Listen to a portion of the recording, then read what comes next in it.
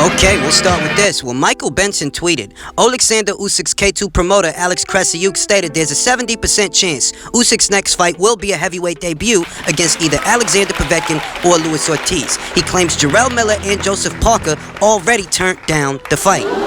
Now, there are some particulars to be addressed here. Before we go jumping to conclusions based on what just one side had to say, we've got to look at what's on the other side of the argument, because where Alex Krassyuk is alleging that these guys turned down the fight, David Higgins, Joseph Parker's promoter, he's denying that.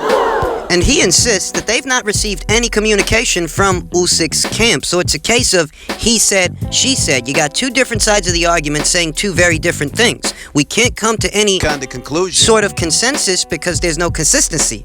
Krassyuk saying they turned it down. David Higgins is saying we haven't even heard anything from them. Case of he said, she said. So I won't jump to the conclusion that Parker ducked Usyk until there's more tangible evidence to corroborate that. And something very similar is true in the case of Jarrell Miller, who Alex Krassyuk also alleges turned down the fight.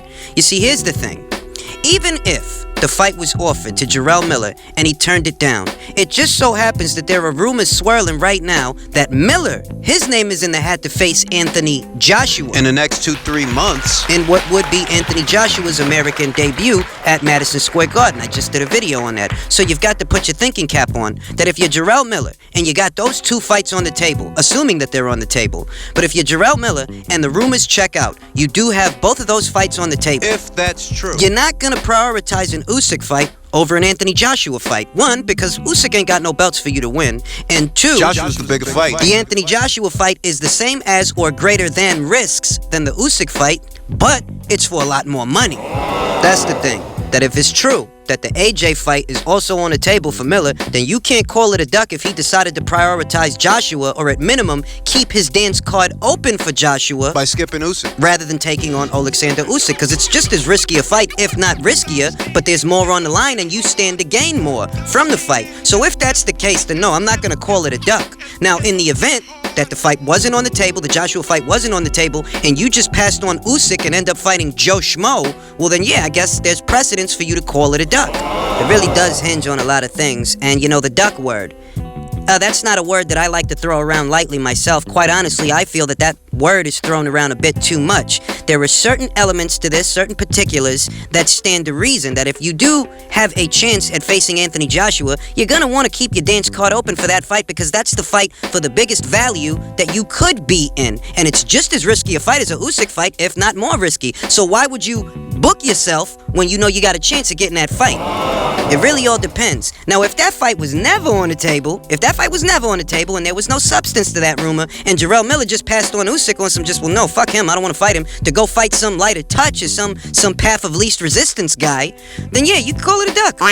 But that's what it depends upon. That's what it all hinges upon. And there are many layers to this. In the same way that Krassyuk is saying one thing and David Higgins is saying another, that's the same way there are layers to this thing with Jarrell Miller. We don't know.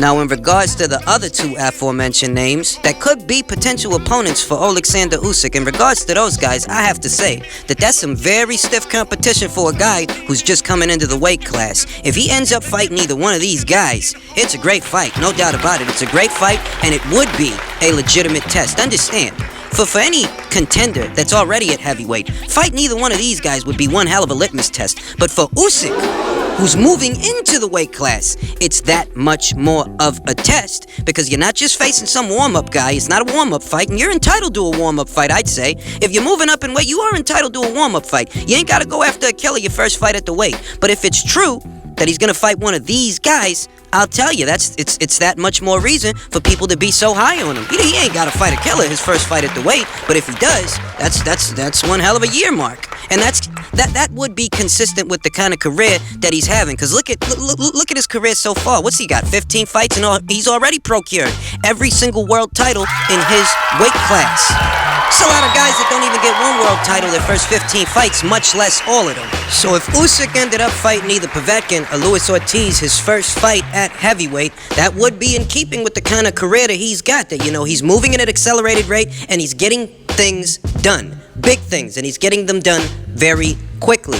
Now, either one of those two fights pose their own set of challenges. You know, Luis Ortiz, he's a very skilled southpaw, very respectable punch, guy that's battle tested. The same applies to Alexander Povetkin, who's a gold medalist like Alexander Usyk, who has explosive power and a wealth of experience. Alexander Povetkin, he's a guy who's been around the block. He's been in there with almost everybody Over the years. Either one of those two guys are a great litmus test for a guy coming into the weight class like Alexander Usyk, and quite honestly, those are both risky fights. They are dangerous. So, in the event that Usyk ends up fighting one of those two guys, his first fight at the weight, I'm completely okay with it. It'd make for a fantastic fight. We'll see if there's any substance to this rumor, not sure, because there are conflicting reports. Where they say, you know, where Michael Benson is saying here that he might end up fighting one of those two guys, at the same time, it's another possibility that he stays at cruiserweight for at least one more fight to take on Denis Lebedev. Denis Lebedev, who is owed a title shot via the WBA. And, you know, I don't see anything wrong with that fight either. You know, if he decides to go up now, he decides to go up a little later. Either in either event. It's cool. It's fine by me, because how many guys out there manage to get this much done in 15 professional fights? So I don't even think there's a rush for him to run up to heavyweight. If he decided to fight Lebedev next, one more fight at cruiserweight, it's perfectly okay. That'd be the most complete resume at cruiserweight that you could have asked for. Now, back to Usyk's potential debut at heavyweight, and the names aforementioned, at least the ones that are possibilities. It seems to me that Alexander Povetkin is more likely to get that fight than Luis Ortiz. Why is that? And it's mainly because of the side of the street that Luis Ortiz is on. You understand? Luis Ortiz is still on the PBC side of the street, whereas Alexander Usyk, you know, he's over there on the zone. So the question becomes, what? Would Luis Ortiz cross that street, or would he be allowed to cross that street, I should say? Would he be allowed to cross that street to go over there to the zone and have that fight with Usyk? Would he be allowed? What is the likelihood of that, and what is the likelihood that there would be enough bipartisanship to make that fight a reality? Needless to say, given everything that's going on, I'm not holding my breath. Not a Povetkin fight, that's actually more of a possibility. I'm of the opinion that, yeah, you know, Povetkin's people, his team, that's not an issue for them. Because you already fought Anthony Joshua on that same side of the street. So fighting Usyk would be more of the same. In which case, if Povetkin is a more likely opponent than Ortiz, we've got to think about that. Now, break it down. What could Usyk bring to the table to beat Alexander Povetkin? You know, those first couple of rounds, Alexander Povetkin's a handful. You've got to survive them, and Alexander Povetkin is not just some come-forward plotter. No, this guy is sneaky. This guy knows how to set up punches and land bombs, come in under or get around punches to deliver explosive hooks, the kind of hooks that could really hurt a guy. Or a newbie to the weight. Essentially, if Usyk ends up squaring off against Povetkin, he's going to be tasked with having to survive those early rounds. Surviving those early rounds to where Povetkin can slow down a bit, simmer down, late in the fight, lose a little bit of steam, late in the fight, so that maybe, just maybe, Usyk's punches might have a more tangible effect. Because in those early rounds, you know, Povetkin's a very dangerous guy. And Usyk, for all his virtues and all the things he does well, the one thing he's not is a big puncher. He's not a particularly concussive puncher. He doesn't quite pack that one-hitter-quitter power. It's an accumulation of damage that would have to get Usyk a KO, because he just doesn't quite pack that one-hitter-quitter power. You think about that at cruiserweight, Usyk is not a particularly big puncher. He's not a pillow puncher per se, but he's not the biggest puncher either, and that's a cruiserweight. So at heavyweight, it's fair to say that he may not be a big puncher there either. So the odds of him starching Povetkin, for example, the odds of him starching him early in the fight, I wouldn't bet on that. If he gets him out of there, it would have to be late, and it would have to be after an accumulation of damage. That's conceivable. That after several rounds, Usyk manages to be the fresher guy. While Povetkin tires. And Povetkin, you know, he would tire. Round by round. That would essentially be the task. Because, you know, Povetkin, early in a fight, you really got to be careful around this guy. You know, you go firing shots at this guy. You go extending your punches or hyper-extending your punches. And what you might find is that Povetkin has gotten under your shot and come up with a counter hook. A counter hook that could put you on your ass. He's got the kind of respectable power to put men much bigger than Usyk on their ass and send them home early. That's the kind of power Povetkin's got. So for a cruiserweight moving into the division, this is something you got to be mindful of. This is something you want to be mindful of? I'd say that there are definitely perils associated with a Povetkin fight. This ain't the kind of guy that you could look past, and this is no tune-up fight. This is a dangerous fight. This ain't a Kojanu. This is not a Dimitrenko. This is not just a big guy for you to work around round by round. No. This guy comes to win. Alexander Povetkin is a threat. It's for this reason that whether he decides to fight Povetkin or by some off chance they're able to get Luis Ortiz into the ring, you know, whoever he decides to pick, either fight is okay by me. Either fight is a good fight because both of those guys pose serious challenges and they're serious threats to Alexander Usyk.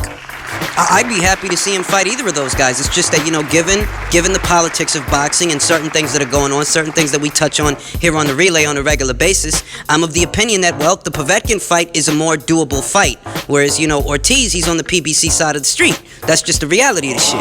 And I'm not completely sure that his team, his handlers, whatever, I'm not completely sure that they would allow him to cross to that side of the street for that fight. You know, maybe if it were for Anthony Joshua, yeah. It's a big money fight. But for Usyk, I'm not quite sure there's a big enough incentive there that they would allow Ortiz to have that fight. Povetkin, I can see that fight happening. And in other news, Degale promised pre-retirement world title shot by Al Heyman. He was quoted as saying, "Everyone thinks this is my last fight and that I'm just cashing out. It's annoying me," Degale said when the fight was confirmed. "I gave up my title because my advisor Al Heyman told me who I was fighting and how much I was getting, and it was annoying." Then 2 days later, he came back and said, "I have someone better for you. I have Eubank," Degale continued. "It's for much more money and I had to give up my title, but I said yes, and he has promised me another title shot before the end of my career. I'm financially nice. I've not got AJ millions, but I'm milled up," he chuckled. "It's a difficult one, knowing what to do after boxing, but I'm gonna fuck Eubank up, and then I'm probably gonna beat George Groves and call it a day. That would be perfect. Or beat Eubank, then another shot at a title, then knock it on the head." There was some very intriguing revelations in this article regarding the circumstances around why James Degale vacated his IBF title and how all of this just came about. Apparently, this was under the counsel of Al Heyman. He was instructed by Al Heyman to vacate that IBF title. Essentially, that's what the man is saying. Because Heyman's got someone And better. honestly, that's not the first time we've seen some shit like that. It sounds eerily similar to what happened when Peter Quillen vacated his title ahead of the Matt Korobov mandated title defense. Quillen vacated his title. Industry insiders speculated that this was under the counsel of Al Heyman. And this is the thing. Essentially, Heyman told Degale, "Vacate that title because I got somebody better for you." But that depends on what you call better. Do you guys out there view Chris Eubank Jr. as a better fighter than Jose Uzcategui? No. Because I don't. So if he said he's got someone better for him, context is key. Maybe he's not better from a tactical perspective or a sporting or competitiveness perspective, but in terms of a fiscal perspective, dollars, Eubank would be the better choice. Because you're going to make more money with Eubank than you would for Jose Uzcategui. You try to take on Jose Uzcategui, you're taking a lot of risks for some very little rewards. Seems to me that Al Heyman advised James Degale to duck Jose Uzcategui. That's really not surprising, though. That's really not surprising. And it appears that he has promised him a world title shot. That's even more intriguing because you've got to look at who's got the world titles in the super middleweight division. Which one would be available for James Degale to fight for? Let's look at it. We know that very soon, Durrell and Yildirim are going to be fighting for what is the vacant WBC title. The title that was left vacant after David Benavidez tested positive for coke. He was stripped of the title. But here's the thing.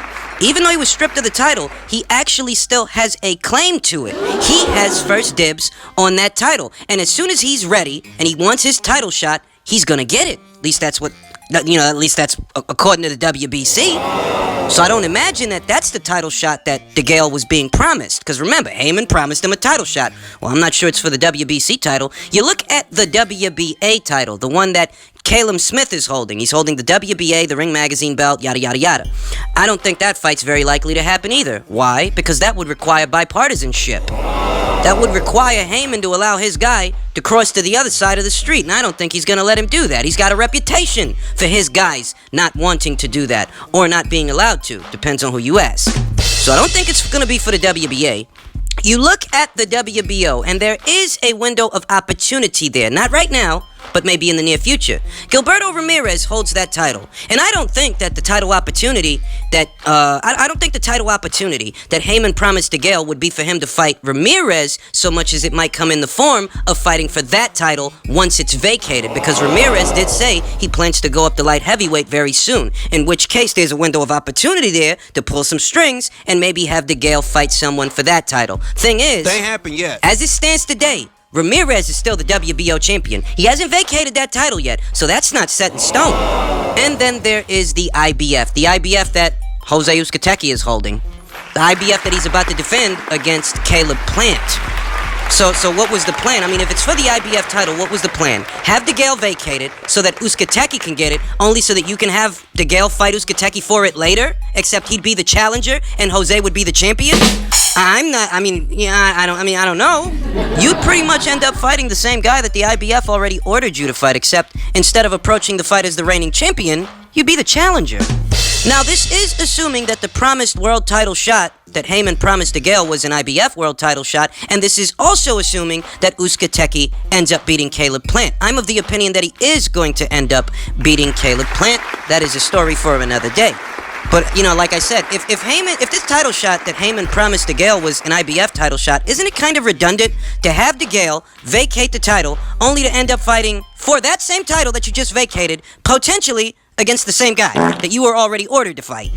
So then, what the fuck was the point? Squeezing in a Eubank fight? Is that what the point was? Squeezing in a Chris Eubank fight that maybe you didn't want Degale to fight this guy at that time. You wanted to make that Eubank fight. Is that the case? Because this fight has been in the works for a while. I'll tell you what it looks like. It looks to me like Heyman was determined to make the Degale versus Eubank fight because Heyman knew that, Jose against either of those guys, that fight's not going to make as much money because, Jose doesn't have a following. These guys aren't huge names either, but his name is even smaller than theirs. So if you allow James to go in there against Jose, James is undoubtedly going to lose that fight, and that might dash any hopes of making a Eubank fight. Whereas if you have James vacate the title now and fight Eubank instead of Jose, you can always come back to the Jose fight afterwards. That seems to be more or less the rhyme and the reason as to why the fights are happening the way that they are. That given how James looked against Truax, if he would have fought Uzcategui immediately after that, he would have undoubtedly lost that fight, and that might have ruined any hopes for a Eubank fight. So rather than allowing that to happen,